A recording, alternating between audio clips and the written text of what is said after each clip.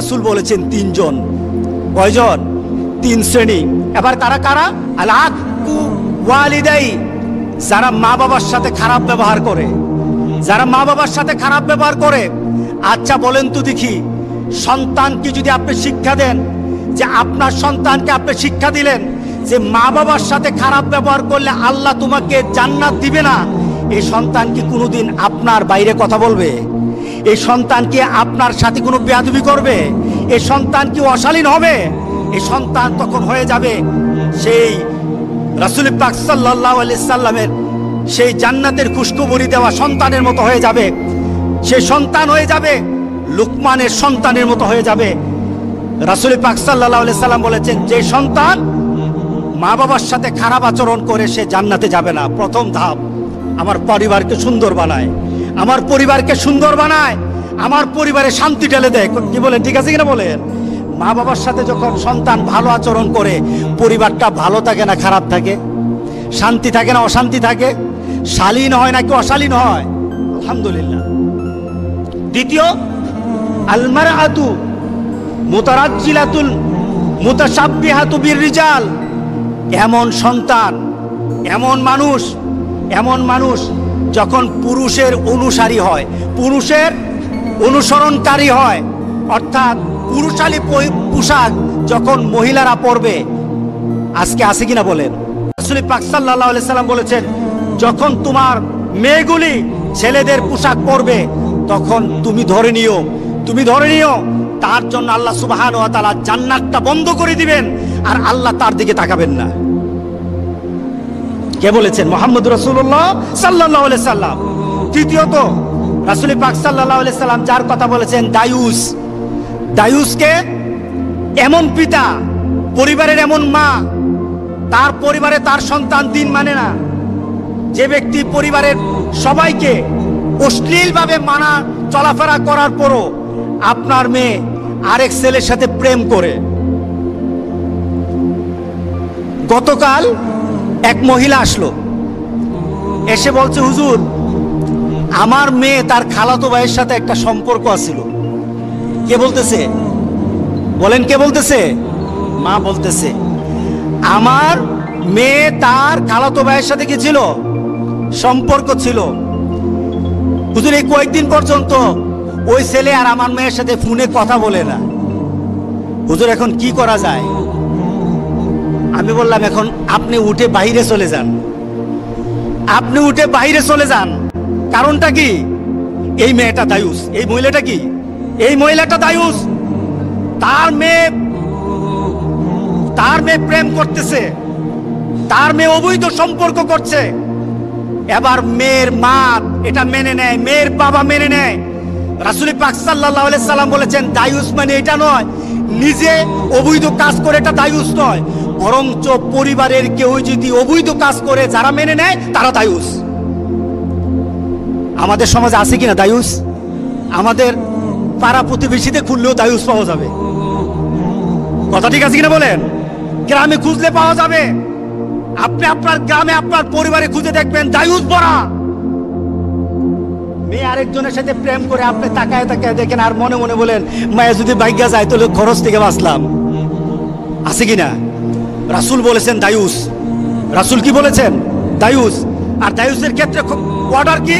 রাসূলের ঘোষণা কি? দায়ুস কখনো জান্নাতে যাবে না। দায়ুসের প্রতি রাসূল পাক সাল্লাল্লাহু আলাইহি ওয়াসাল্লাম, দায়ুসের প্রতি আল্লাহ নজরও দিবে না। সুতরাং আমাদের সমাজে এখন আমাদেরকে দায়ুস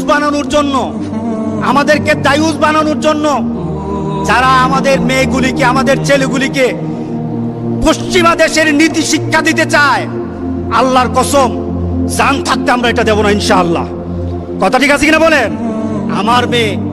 আমি আমার মেয়েকে, আমার ছেলেকে আমার নীতিতে, আর আমার নীতি হবে মুহাম্মদ রাসূলুল্লাহ সাল্লাল্লাহু আলাইহি ওয়াসাল্লামের নীতিতে, আদর্শে আমি আমার মেয়েকে, আমার ছেলেকে বড় করব ইনশাআল্লাহ। এই ছেলে দুনিয়াতে যেমন আমার সম্মান হবে, এই ছেলে আমার আখিরাতে আমার সম্মান বয়ে আনবে। আল্লাহর দরবারে আমার এই ছেলে, আমার মেয়ে আমার জন্য সুপারিশ করবে। আল্লাহ যেন এমন সন্তান বানানোর মতো পরিবেশ আমাদেরকে আল্লাহ দান করে দেন। সবাই বলেন আল্লাহুম্মা আমিন। আপনি কি গেছেন কোন সময় স্কুলে গিয়ে জানছেন আপনার মেয়েগুলি কার থেকে শিক্ষা নেয়? আমাদের কাছে আছে প্রজেক্ট, বিভিন্ন এনজিও থেকে প্রজেক্ট আসে। আমরা বলবো আমার সন্তানকে যদি প্রজেক্ট থেকে যদি কোনোদিন শিক্ষা দিতে হয়, ওই শিক্ষা হতে হবে মার্জিত, ওই শিক্ষা হবে ইসলামাইজ হতে হবে, ওই শিক্ষা হতে হবে আল কোরআন আর আল হাদিসের শিক্ষা হতে হবে। এর বাইরে কোনো মানুষের শিক্ষা আমার সন্তানকে আমি দেব না। রাজি আছি সবাই? আপনারা কি সচেতন হবেন, নাকি মেয়েকে হাত কাটা পোশাক পরাইয়া আপনি দায়ুস হবেন? মেয়েকে হাত কাটা পোশাক পরালে দায়ুস কে? বলেন দায়ুস কে? আপনি দায়ুস।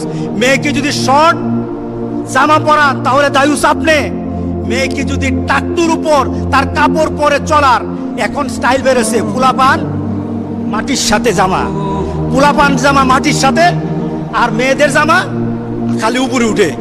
এখন স্টাইল বেড়েছে, মেয়েদের জামা সব উপরে, টাকনুর উপর কাপড় পরবে পুরুষ জাতি। এবার পুরুষ জাতি যখন টাকনুর নিচে নামায় নিল, মেয়ে জাতি চিন্তা করলো যে এই সুন্নত রাখি কোথায়, এই সুন্নত তো আর ফেলে দিতে পারি না, সুতরাং আমরা আছি এই সুন্নত পালনের জন্য। এরা এখন তাদের দেওয়া বিধান বাদ দিয়ে এখন আমাদের বিধান তারা পালন করতেছে কিনা বলেন? এরা আমাদের বিধান পালন করছে। এখন মেয়েরা উপর দিকে টাকনুর উপরে কাপড় পরে স্মার্ট হচ্ছে, আর আমাদের পুরুষরা টাকনুর নিচে জামা পরে এখন আমরা স্মার্ট হই। দুটোটাই হলো দায়ুসের কাজ, দুটোটাই হলো দায়ুসের কাজ। আল্লাহ যেন আমাদের সবাইকে এই কাজগুলি থেকে আমাদেরকে হেদায়েত দান করেন যেন, আল্লাহ আমিন।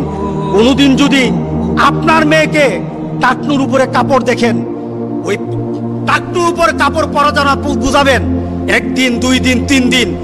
যদি না মানে আপনি আখিরাতের দিকে চিন্তা করে মেয়েকে শাসন করবেন। শাসনের মাত্রা যতটুকু লাগে ততটুকু আমরা করতে রাজি আছি, কারণ আমার মেয়েকে জান্নাতের বাইরে আমি রাখতে পারবো না। দুনিয়াতে যতটুকু শাসন দরকার ততটুকু শাসন করব। রাজি আছি তো সবাই? ইনশাআল্লাহ। এক বাপের সাথে কথা বলতেছিলাম, এক বাবা, তার সাথে কথা প্রসঙ্গে বললাম যে আপনার কি অবস্থা, কেমন আছেন? উনি বলছেন, চাকরি যখন নিজে চাকরি করতাম তখন খুব কষ্টের মধ্যে ছিলাম, পরিবারটাকে গুছাতাম। একটা টার্গেট ছিল যে এক পর্যায়ে আমার সন্তানরা অনেক কিছু হবে। আজকে আমার অনেক কিছু হয়ে গেছে, আমার সম্পদ হয়েছে, সম্পদ বেড়েছে, সন্তান হয়েছে, সন্তান বেড়েছে, কিন্তু উনি টের পায় নাই। উনার জীবনের মধ্যে কিন্তু হলুদ বর্ণ ধারণ করেছে, ঠিক না? উনার জীবনে কিন্তু হলুদ বর্ণ ধারণ করে ফেলেছে।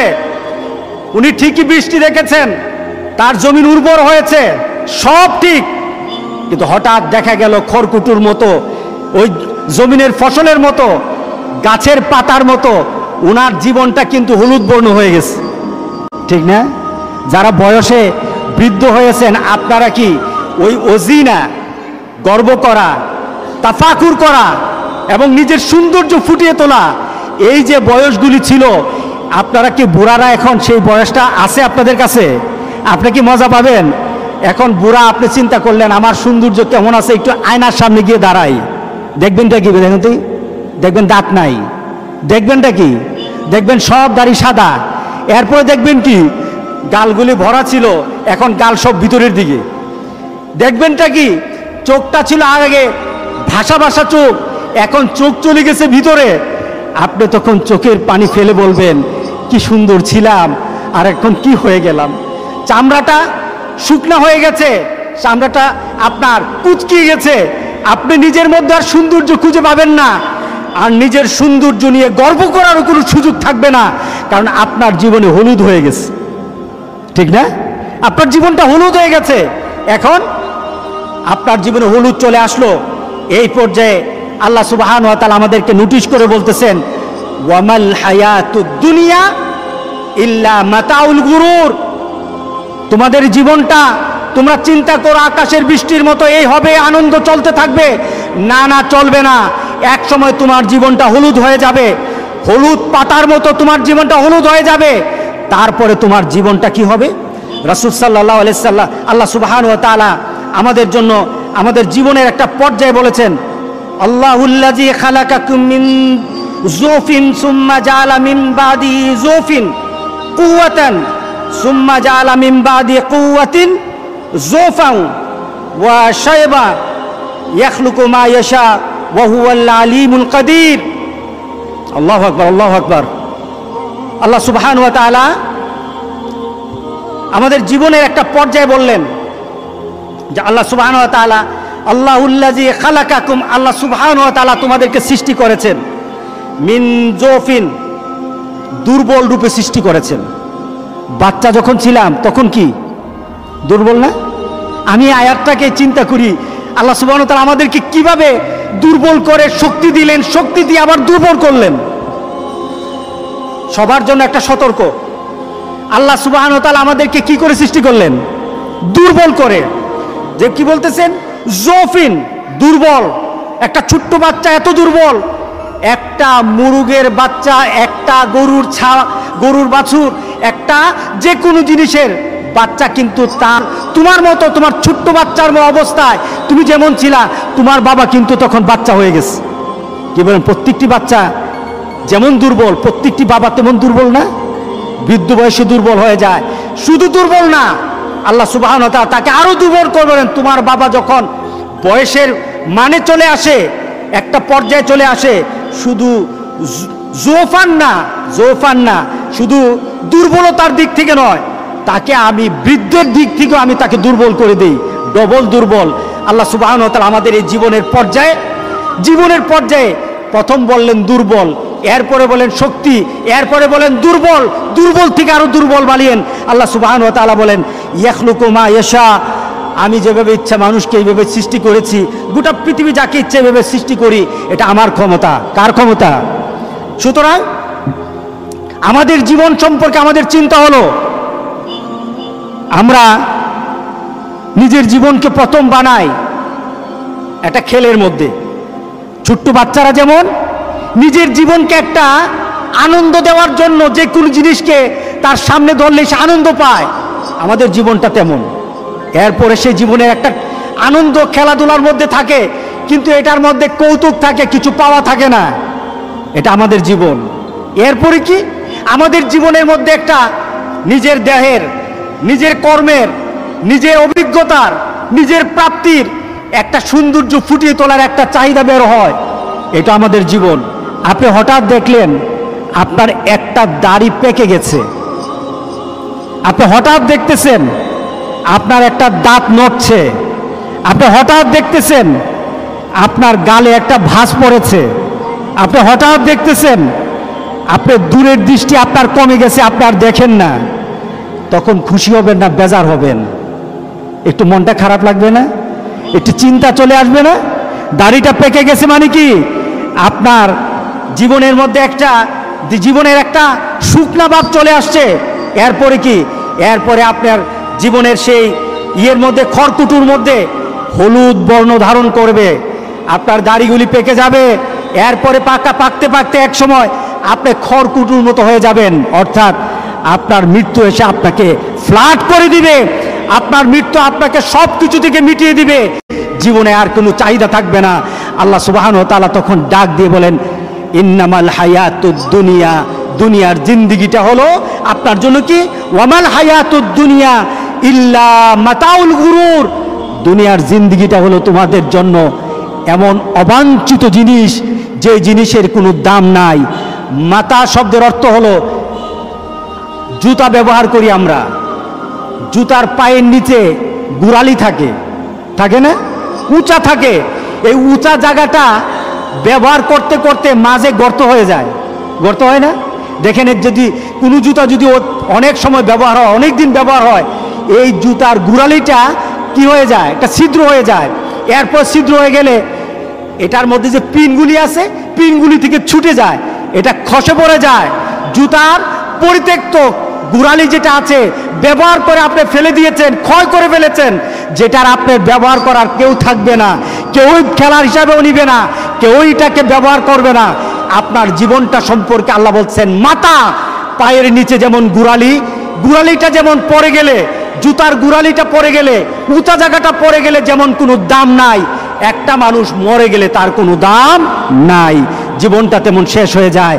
আল্লাহর কাছে চলুন আমরা দোয়া করি, আল্লাহ যেন আমাদের সবাইকে এই জিন্দেগিটা আমরা যেন আখিরাতের পুঁজি বানিয়ে মরতে পারি, যেটা সম্পর্কে রাসূল সাল্লাল্লাহু আলাইহি সাল্লাম দোয়া করেছেন, আয় আল্লাহ আমাকে একটা জীবন দাও, যে জীবনটা আমি দুনিয়াতে ব্যবহার করব। আয় আল্লাহ আমাকে এমন একটা জীবন তৌফিক দান করে দাও, জীবন পরিচালনার আমাকে তৌফিক দাও, যে জীবনটা দুনিয়াতেও ভালো হবে, আখিরাতেও ভালো হবে। যেই দোয়াটা রাসূলের সবচেয়ে প্রিয় ছিল, রব্বানা আতিনা ফিদ দুনিয়া হাসানাতাও ওয়া ফিল আখিরাতি হাসানা ওয়া কিনা আযাবান নার। রাসূল সাল্লাল্লাহু আলাইহি সাল্লাম বলেছেন, আমার সবচেয়ে প্রিয় দোয়া, আমার সবচেয়ে প্রিয় দোয়া, আয় আল্লাহ, আল্লাহর কাছে আমি আল্লাহর দোয়া দিয়ে আল্লাহর কাছে বলি, আল্লাহর কালাম দিয়ে আল্লাহর কাছে বলি, আয় আল্লাহ, আয় রব, রব্বানা আতেনা, আমাকে দাও, রব্বানা আতেনা ফিদ দুনিয়া হাসানা, দুনিয়ার মধ্যে হাসানা দাও।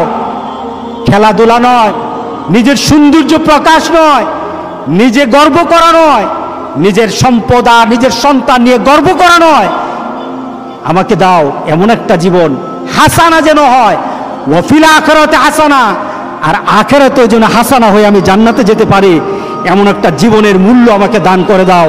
সবাই বলে আল্লাহুম্মা আমিন।